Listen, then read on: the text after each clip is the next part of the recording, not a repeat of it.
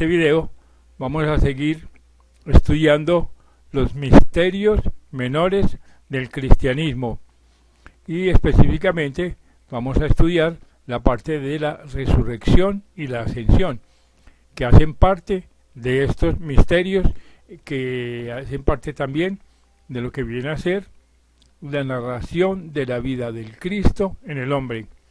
Como siempre, nos vamos a regir por un libro llamado Cristianismo Esotérico, de la filósofa inglesa Anna Besant. Como ya hemos dicho muchas veces, la señora Besant fue directora de la Sociedad Teosófica muchísimos años, escribió muchísimos libros, y dicha sociedad, o sea, la Sociedad Teosófica, fue fundada por la también filósofa Elena Blavatsky, que escribió también muchísimos libros. Era una experta en religiones orientales, en religiones comparadas, también era una experta en simbología, y su obra más importante es La Doctrina Secreta, donde ella da las claves para decodificar todos los libros sagrados de Occidente y los libros no sagrados que están encriptados, que son simbólicos. Pero volviendo al objeto de nuestro estudio, veamos lo que dice la señora Anna Besant sobre la resurrección y la ascensión.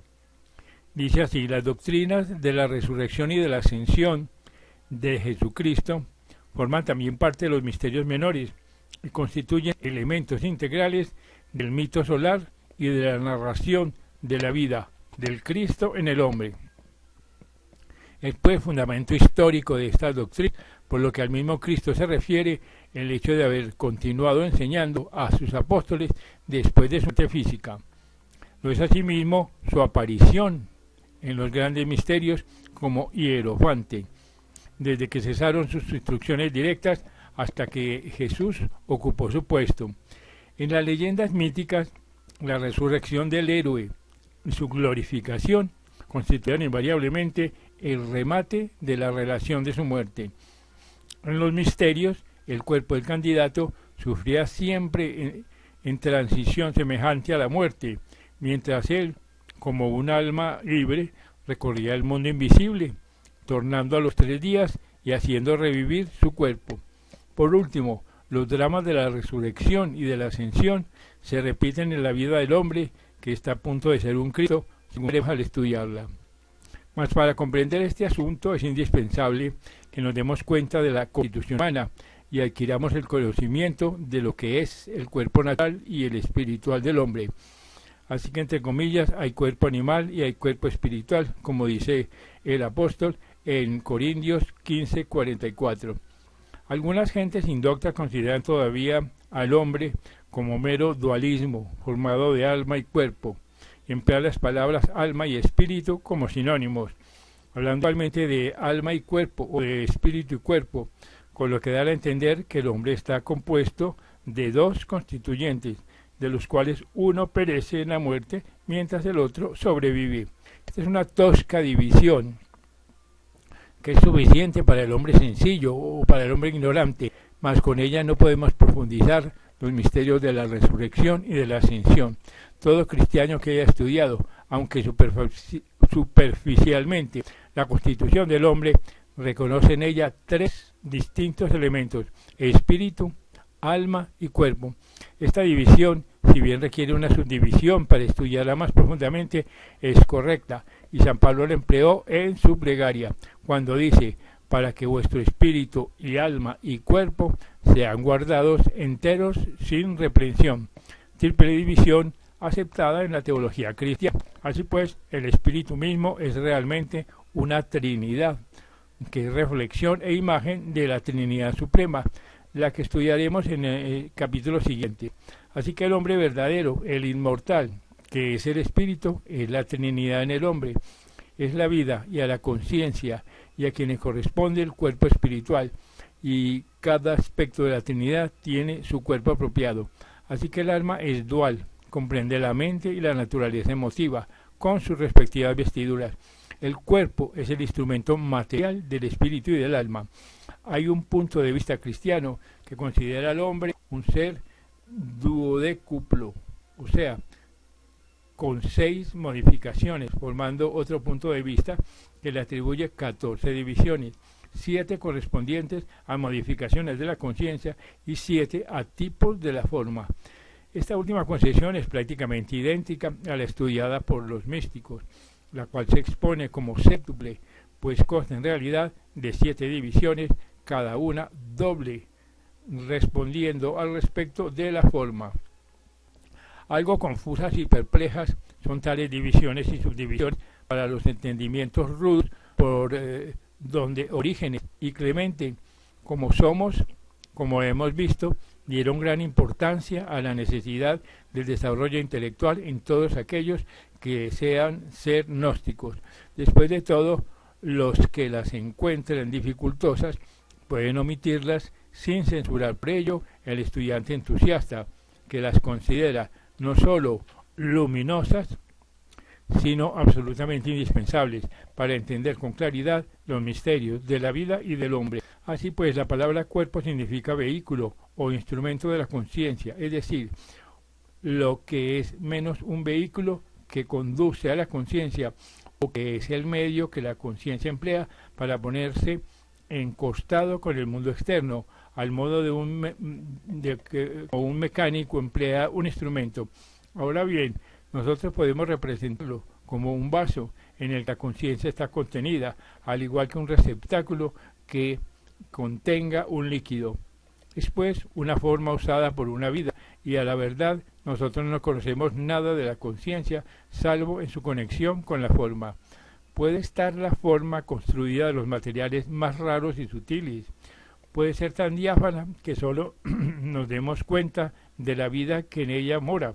Sin embargo, la forma existe y está compuesta de materia.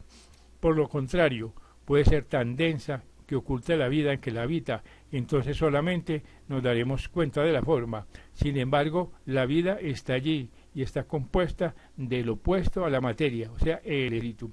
Así que el estudiante debe considerar una y otra vez este hecho fundamental, la dualidad de toda la existencia manifestada, la inseparable coexistencia del espíritu y la materia, así en un grano de polvo como en el logos, el Dios manifestado.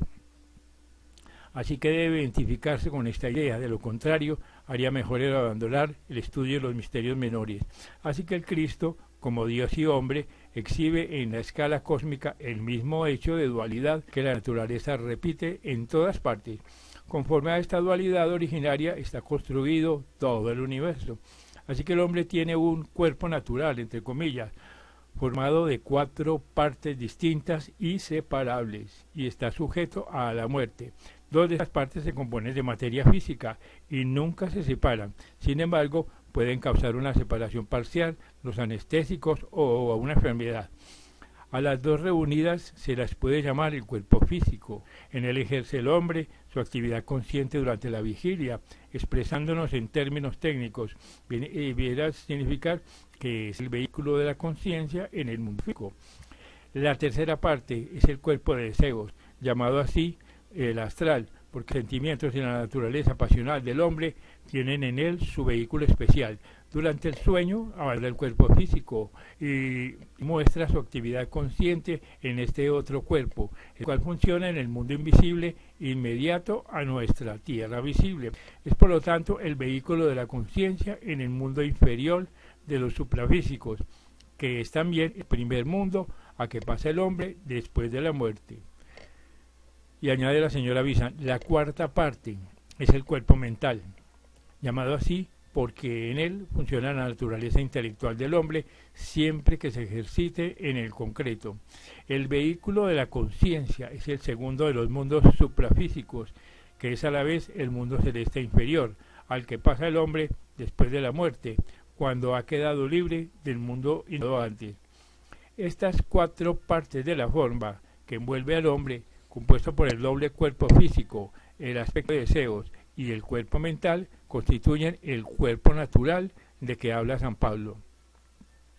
Este análisis científico no cabe dentro de las enseñanzas cristianas ordinaria, la cual es vaga y confusa sobre este punto.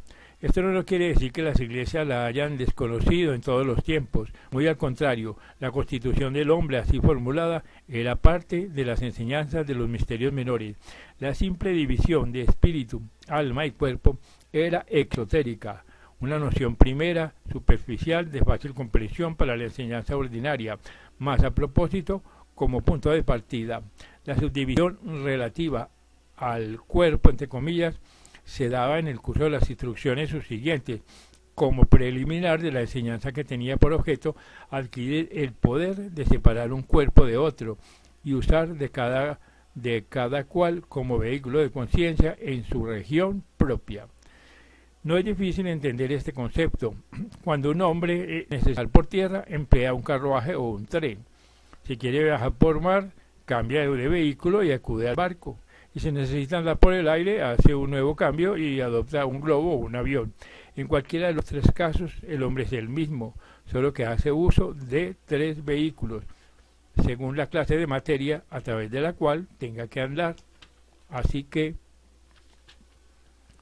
la analogía es tosca e inadecuada, mas no por eso induce a error. Cuando el hombre actúa en el cuerpo físico, su vehículo es ese, el cuerpo físico, y en él y por medio de él obra la conciencia. Cuando pasa durante el sueño y después de la muerte al mundo que está inmediato al físico, es su vehículo el cuerpo de deseos, el astral, del que puede aprender a usar conscientemente, a la manera con que usa con pleno conocimiento de un cuerpo físico.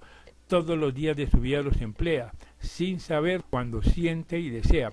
Él mismo se sirve de él todas las noches mientras duerme. Cuando después de muerte entra en el mundo celeste, tiene por vehículo el cuerpo mental, del que usa diariamente al pensar, pues no se produciría pensamiento alguno en el cerebro si antes no se originase en el cuerpo mental. Y añade la señora Visan. Tiene el hombre además un cuerpo espiritual, entre comillas, formado de tres partes separables que corresponden y departen a las tres personas de la Trinidad espiritual llamada humana. San Pablo habla de uno que fue arrebatado hasta el tercer cielo, donde oyó palabras secretas que el hombre no puede decir, entre comillas. Estas diversas regiones de los supremos mundos invisibles son conocidas de los iniciados, quienes saben muy bien que los que pasan más allá del primer cielo necesitan del verdadero cuerpo espiritual como vehículo y que según sea el desarrollo de las tres divisiones de este, así será el cielo a donde se pueda llegar. De estas tres divisiones, el inferior se llama comúnmente el cuerpo de causa o cuerpo causal, por razones que solo podrá entender del todo el que haya estudiado la doctrina de la reencarnación, enseñada en la primera iglesia, en la que se da de cómo la evolución humana requiere muchas vidas sucesivas en la tierra para que el alma en germen del salvaje pueda convertirse en la perfecta de un Cristo, y ya perfecta como, comillas, el Padre que está en los cielos es perfecto. Así que pueda realizar la unión del Hijo con el Padre. Así que eso es un cuerpo que persiste de vida en vida, y en él se acomoda toda la memoria del pasado, de él salen las causas que constituyen los cuerpos inferiores. Es el receptáculo de la experiencia humana, es el traje de las cosechas de nuestras vidas, asiento de la conciencia, centro de la voluntad. De la segunda de las tres divisiones del cuerpo espiritual hace alusión San Pablo con estas significativas palabras, comillas: tenemos de Dios un edificio, una casa eterna en los cielos, que no ha sido hecha de manos. Este es el cuerpo de felicidad, el cuerpo glorificado del Cristo, el cuerpo de resurrección. No es cuerpo hecho de manos por el funcionamiento de la conciencia en los vehículos inferiores. No es obra de la experiencia, ni construcción de materiales que el hombre haya reunido en su larga peregrinación. Es un cuerpo que pertenece a la vida del Cristo, a la vida de la iniciación, al desarrollo divino del hombre. Es pues construcción de Dios mediante la actividad del Espíritu y crece a través de la vida del iniciado, hasta hacerse perfecto en la resurrección, entre comillas. Y continúa la señora Bizan. La tercera división del cuerpo espiritual es una fina película de materia sutil que separa el espíritu individual como un ser y no obstante permite la compenetración de su totalidad por el todo, siendo así expresión de la unidad fundamental. En el día en que, comillas, el mismo Hijo se someterá al que le sometió todas las cosas para que Dios sea todas las cosas en todos, esta película será trascendida, mas para nosotros seguirá siendo la suprema división del cuerpo espiritual en el cual subiremos al Padre y nos uniremos a Él. El cristianismo ha reconocido siempre la existencia de tres mundos o regiones por las que ha de pasar el hombre. Primero, el mundo físico. Segundo, un estado intermediario de donde pasa después de la muerte. Y tercero, el mundo celeste. Así pues, los cristianos, instruidos generalmente, creen en estos tres mundos, no así los indoctos, que imaginan que el hombre va derecho desde su lecho de muerte a un estado definitivo de beatitud. Pero hay algunas discrepancias en cuanto a la naturaleza del mundo intermedio. Los católogos romanos lo llaman purgatorio y creen que todas las almas van a él,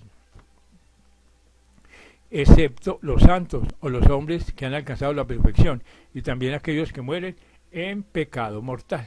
Así la gran masa de la humanidad pasa a una región purificadora donde se permanece durante un periodo que varía según sean los pecados cometidos y de donde se sale para entrar en el mundo celeste una vez obtenida la purificación.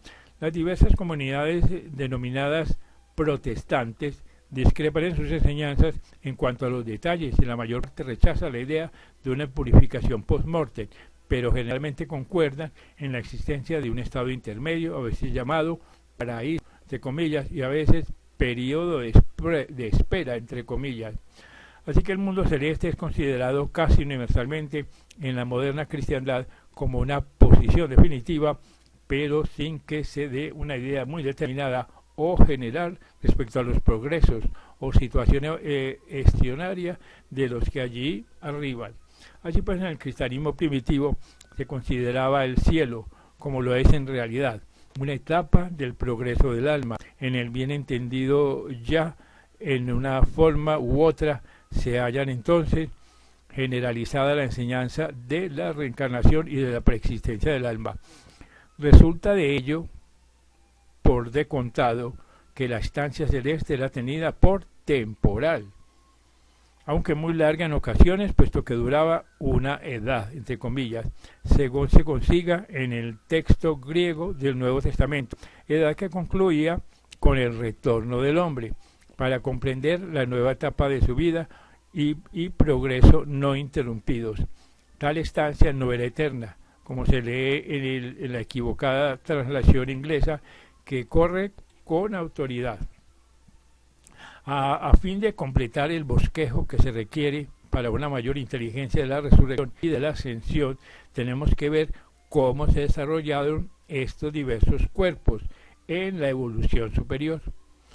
Y a la señora Bizan, el cuerpo físico está en constante estado de flujo y de reflujo, sus moléculas se renuevan sin cesar, su fábrica es continua y como quiera que se construye del alimento que comemos, de los líquidos que bebemos, del aire que respiramos y de las partículas que atraemos de cuanto nos rodea, así los seres animados como de las cosas podremos purificarlo con la buena elección de los materiales y convertirlo así en un vehículo cada vez más a propósito para actuar por su medio, cada vez más receptivo a las vibraciones sutiles, cada vez más apto para responder a los deseos puros y a los pensamientos nobles y elevados. Por esto, los que aspiraban a alcanzar los misterios quedaban sujetos a determinadas reglas para las comidas, abluciones, etc. Se les recomendaba un cuidado exquisito en lo tocante a las personas con que se reúnen y a los sitios que frecuentaban. De modo análogo cambia a su vez el cuerpo de deseos, mas los materiales que entran en su posición se atraen y se repelen por el funcionamiento de los deseos, que proceden de sentimientos, pasiones y emociones. Si estos son groseros serán bien los materiales constituidos de dicho cuerpo, mientras que si aquellos se purifican cambiando los materiales, y se hará el último más sutil, más sensible a las influencias superiores, en proporción al dominio que el hombre ejerce sobre su naturaleza inferior, al desinterés de las aspiraciones y sentimientos, y a la medida del amor que experimente por cuanto le rodean, se verifica la purificación de este vehículo más elevado de la conciencia. El resultado será que cuando esté fuera del cuerpo físico durante el sueño, obtendrá experiencias más puras, altas e instructivas, y cuando a la hora de la muerte lo abandone de un modo definitivo, pasará velozmente por el estado intermedio, pues el cuerpo de deseos se desintegrará con rapidez y no podrá detenerle en su viaje hacia otras regiones más elevadas. El cuerpo mental. Este cuerpo se constituye de idéntica manera por los pensamientos. Será vehículo de la conciencia en las regiones celestiales, mas su contribución es la tarea actual de la imaginación, de la razón, del juicio, de las facultades artísticas, de las acciones, en general de todos los poderes mentales en ejercicio. Tal lo usa el hombre, como lo hace, por lo que la duración y esplendor de la estancia celeste depende de la clase de cuerpo mental que se haya construido en la vida terrestre. Conforme el hombre ingresa en la evolución más elevada, cobra este cuerpo actividad independiente aún del lado de acá de la muerte, y en medio del túmulo de la existencia mundana va ganando por grado la conciencia de su vida celeste. Conviértese entonces en, entre comillas, el Hijo del Hombre que está en el cielo, el cual puede hablar sobre las cosas celestes con la autoridad del conocimiento. El hombre comienza a vivir la vida del Hijo, vive en el cielo, aún estando en la tierra, pues ha entrado en el sendero de santidad y ha adquirido la posesión y el uso conscientes de su cuerpo celeste. Y como quiera que el cielo no está lejos de nosotros, sino que por el contrario nos envuelve por todos lados, hallándolos solo apartados de él por razón de nuestra incapacidad para recibir sus vibraciones, no por su lejanía, y como quiera que esas vibraciones actúan sobre nosotros en todos los momentos de nuestras vidas, lo que necesitamos para estar en el cielo es hacernos conscientes de tales vibraciones, lo cual conseguiremos organizando, vivificando y desarrollando este cuerpo mental, que constituido de materias celestes es apto para responder a las vibraciones de la materia de aquel mundo. De aquí que el, entre comillas, Hijo del Hombre está siempre en los cielos. Mas nosotros sabemos que este Hijo del Hombre es término que se aplica al iniciado, no al Cristo ascendido y glorificado, sino al Hijo cuando todavía se está perfeccionando. Así que la primera división del cuerpo espiritual, o sea, el cuerpo de causa, se desarrolla rápidamente durante las etapas de la evolución que conducen al sendero probatorio y las que en este se comprenden, y así le es posible al hombre, después de la muerte, elevarse al segundo cielo. Después del segundo nacimiento, esto es, el nacimiento del Cristo en el hombre, tiene principio la formación del cuerpo de felicidad en los cielos, entre comillas. Este es el cuerpo de Cristo, que se desarrolla en el todo de servicio en la tierra, y a medida que se desarrolla, la conciencia del Hijo de Dios se hace más y más determinada, sintiéndose iluminado el espíritu en tal estado de desenvolvimiento por la futura unión con el Padre. En los misterios cristianos, así como en los egipcios y caldeos antiguos, y en varias otras, había un simbolismo externo que expresaba las etapas por las que el hombre ha pasado. Se le llevaba a la cámara del iniciado, se le colocaba en el suelo con los brazos extendidos, algunas veces sobre una cruz de madera y otras simplemente sobre las losas del pavimento, quedando en la postura de un hombre crucificado. Entonces se le tocaba en el corazón con el tirso, que es la lanza entre comillas de la crucifixión, y abandonando el cuerpo que caía en un profundo trance, la muerte del crucificado pasaba a los mundos del más allá. El cuerpo pues se metía en un sarcófago de piedra y allí quedaba cuidadosamente guardado. Entre tanto, el hombre real recorría primeramente las entrañas y oscuras regiones llamadas, comillas, el corazón de la tierra, y después la celeste montaña, donde se revestía del cuerpo de felicidad perfectamente organizado ya del todo para ser vehículo de la conciencia, y en él volvía al cuerpo carnal para reanimarlo. La cruz en este cuerpo que se había colocado, y en el caso de no haberse empleado cruz, el cuerpo mismo, rígido, en estado de trance, se sacaba del sarcófago y se ponía en una superficie inclinada mirando al oriente, en el instante de la salida del sol al tercer día, y en el momento en que los rayos del sol le daban en la cara, el Cristo, iniciado perfecto, Maestro, entraba otra vez en el cuerpo y lo glorificaba con el cuerpo de felicidad que traía, cambiándolo con este contacto, comunicándole nuevos poderes, aptitudes y propiedades distintas, en una palabra, transmutándolo en un cuerpo semejante al suyo. Era esto la resurrección del Cristo. En adelante, el mismo cuerpo de carne transformado adquiría una nueva naturaleza. Por esto, el sol se ha tomado siempre como símbolo del Cristo que resucita, pero esto en los himnos de Pascua de la Resurrección se hace constante referencia al naciente sol de justicia. También está escrito del Cristo triunfante lo siguiente: yo soy el que vivo y he sido muerto, y aquí que vivo por los siglos de los siglos. Amén. Y tengo las llaves del infierno y de la muerte. Todos los poderes de los mundos inferiores han quedado bajo el dominio del Hijo, que ha triunfado gloriosamente. La muerte pues ya no tiene poder sobre él. Él tiene vida y muerte en su potente diestra. Él es el Cristo resucitado, el Cristo triunfante.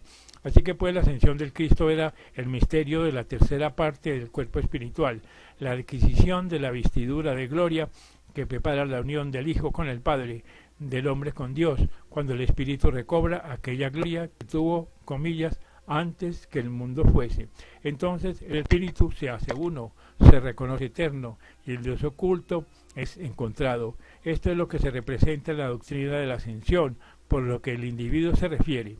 Así que la ascensión de la humanidad se llevará a cabo cuando toda la raza humana haya logrado la condición de Cristo, el estado de Hijo, y este Hijo se haya hecho uno con el Padre, y todo Dios esté en toda la humanidad. Esta es la meta, figurada de antemano en el triunfo del iniciado, pero alcanzada solamente cuando la especie humana sea perfecta, cuando la gran huérfana humanidad, entre comillas, no sea ya tal huérfana, sino que se reconozca en plena conciencia como el Hijo de Dios. Y añade finalmente la señora Vilán: estudiando así las doctrinas de la resurrección y de la ascensión, lograremos las verdades declaradas que en los misterios menores a ellas se refieren, y empezaremos a entender toda la realidad de la enseñanza apostólica sobre que el Cristo no era una personalidad única, sino, comillas, primicias de los que durmieron, y que todo hombre habrá de ser un Cristo. En aquellos tiempos no se consideraba al Cristo como un salvador externo, cuyos merecimientos debían salvar a los hombres de la cólera divina. Era doctrina corriente en la Iglesia la elevada e inspiradora enseñanza de que Él era las primicias de la humanidad, el modelo que todos debían imitar, la vida que todos habían de compartir. Así pues, los iniciados han sido siempre tenidos por tal primicias, como promesa del primitivo y viviente símbolo de su propia divinidad, el fruto glorioso de la semilla que llevaba en su propio seno. La enseñanza del cristianismo esotérico o de los misterios menores no era el ser salvado por un Cristo externo, sino el ser glorificado en un Cristo interno. Así que del estado del discípulo debía pasarse al estado del Hijo. La vida del Hijo debía pasarla entre los hombres hasta que fuese rematada por la resurrección, y el Cristo glorificado se convierte entonces en uno de los perfectos salvadores del mundo. ¿Cuánto más sublime, pregunta la señora Vicen, es este evangelio que el de los tiempos presentes? Cuán estrecho mezquina la doctrina exotérica de las iglesias frente a este grandioso ideal del Cristo y el cristianismo esotérico. Este es un breve resumen de lo que es la ascensión y la resurrección del Cristo interno en el hombre ascendido.